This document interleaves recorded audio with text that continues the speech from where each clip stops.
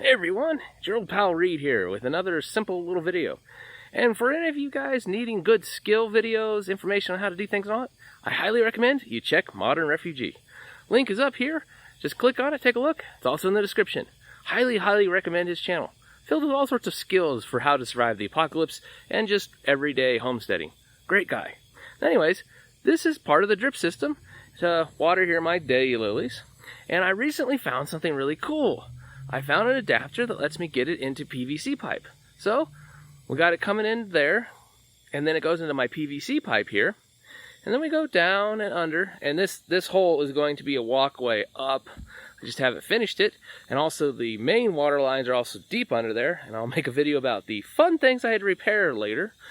But anyways, so it goes down here, comes back up, and then comes out, and I have drip over here. So I can run this under things, which is outstanding. So one of my plans I got, here I'll show you what the adapter looks like.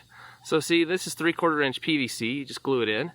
And then there's the drip lock as they call it, so I can put the drip irrigation line.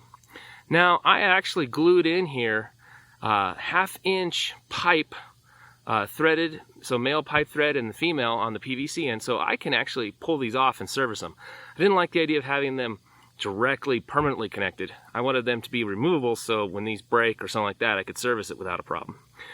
But what I'm going to do though, instead of having water line hose on top of the surface everywhere, is I'm going to dig in 3/4 inch PVC and have it underground, and it'll be my irrigation line, and then I'm going to run these pressure regulators to the PVC lines and then adapt it to the 1/2 inch lines and stuff, and then have these just pop up and run my irrigation and things.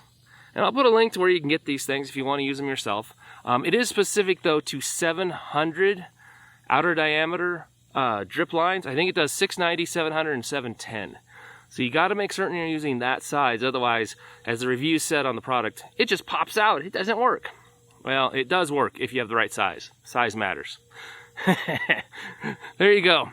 Quick little tip video. Hope it's useful. Hope you can get something out of it. And this will be really nice having all this stuff not on the surface, but underground. Take care, everyone. Reed out. But wait, there's more. So this is a roll of 500 feet of this drip irrigation tubing. And it costs a whole whopping $50. It's quite cheap per foot or whatever. And it occurs to me is that, so it can handle up to 40 PSI. There's fittings, so like that, so we can adapt it to pipe thread. This might be a really economical, super cheap plumbing tubing that could be used in case of disastrous emergencies. And we could salvage this tubing or scavenge this tubing from all sorts of other places, garden stores, lawns, all sorts of things, and make plumbing systems for running water. I wouldn't put it behind a wall and seal it in, make it very serviceable, but it might be something to think about. I know, crazy idea. Planning to build a shed. I've been wanting to put some, like a faucet and maybe a toilet and something in there and things. And you know what?